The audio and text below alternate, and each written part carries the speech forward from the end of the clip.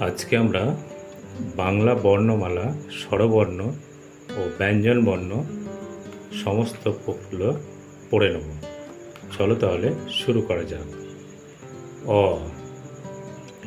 আ হস্যই দীর্ঘই হস্যু দীর্ঘ রি লি এ ওই ও ও ক খ গ ঘ ঞ চ ছ বর্গীয় জ ঝ ঞ ট ঠ ড ঢ মূর্ধন্য ত থ দ ধ দন্তেন্ন প ফ ব